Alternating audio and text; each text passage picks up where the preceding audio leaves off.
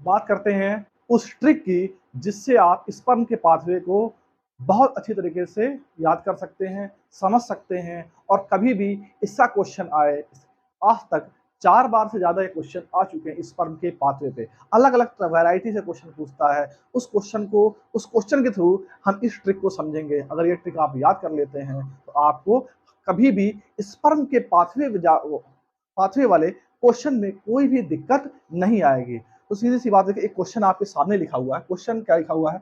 लिखा है नीट 2017 में आया क्वेश्चन था, which of the following depicts the correct pathway of transport of sperm. तो ये बोल रहा है कि स्पर्म के ट्रांसपोर्ट का जो पाथवे है वो हमें बताइए। 4 ऑप्शंस दिए हुए हैं। अब ये होता है कंफ्यूजन होता है किसके बाद क्या आता है, ये कंफ्यूजन हमको बार-बार होता रहता है। इसको बहुत ही सिंपल तरीके से हम एक ट्रिक के माध्यम से समझेंगे। वो ट्रिक क्या है? एक आपने खिलाड़ी का नाम सुना होगा, पुराने खिलाड़ी थे, उनका नाम था विव रिचर्ड्स।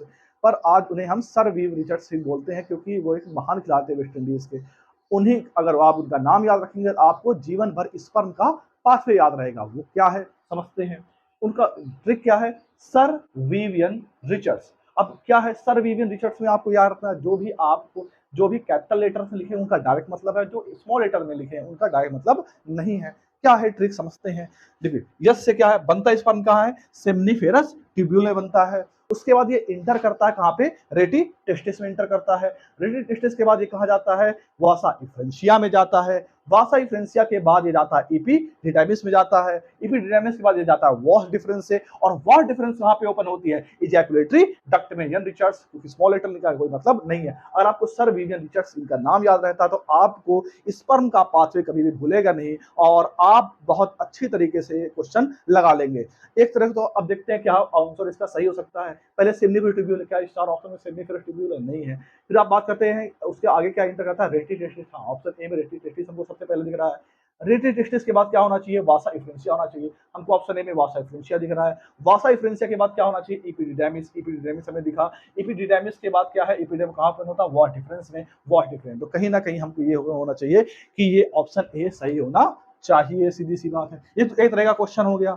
अब कभी कभी क्या करता है एग्जामिनर, स्मार्टली दिमाग लगाता है, वो ये पूछता है कि अगर हम इपीडिडाइमिस को हटा दें तो स्पर्म कहां से कहां नहीं पहुंचेगा। तो आपको एक ट्रिक लिख लेनी है और जहां से जहां पहुंचने के बीच में पूछ रहा है उसको अपन को जहां से पूछ रहा है उसको मिटा देना है। सिंपल सी बात है। तो यहाँ पे वीवीएम ने ई गया, सीधी सी बात है।